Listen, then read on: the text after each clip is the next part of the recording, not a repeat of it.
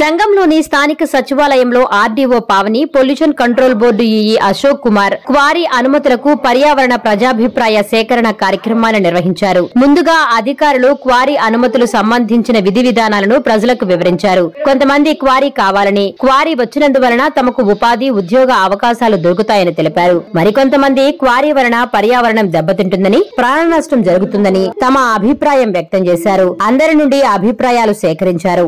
RDO Pavani మాట్లాడుతూ ప్రజల నుండి అన్ని రకాలుగా అభిప్రాయాలు తీసుకున్నామని, అభిప్రాయాలన్నీ ప్రభుత్వం దృష్టికి తీసుకెళ్తామని తెలిపారు. గ్రామానికి ఎటువంటి నష్టం జరగకుండా బాధ్యత తీసుకుంటామని పేర్కొన్నారు. అనంతరం ఆర్డీఓ క్వారీను పరిశీలించారు. ఈ కార్యక్రమంలో tahsildar Somla Nayak, sarpanch Ramanamma, CI Vemareddy, SI Rajesh, TDP నాయకులు, ప్రజలు పాల్గొన్నారు. మీ విలువైన సూచనలు, సలహాలు, అలాగే అభ్యంతరాలు వీటన్నిటిని వీడియో రూపంలో రికార్డ్ చేయడం జరిగింది. అలాగే మినిట్స్ రూపంలో రాయడం జరిగింది.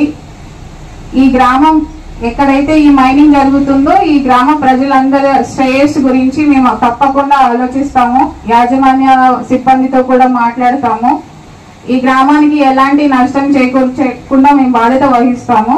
వీటన్నిటికీ సంబంధించిన అంశాలన్నింటినీ మేము ప్రభుత్వ దృష్టికి తెలియజేస్తాం.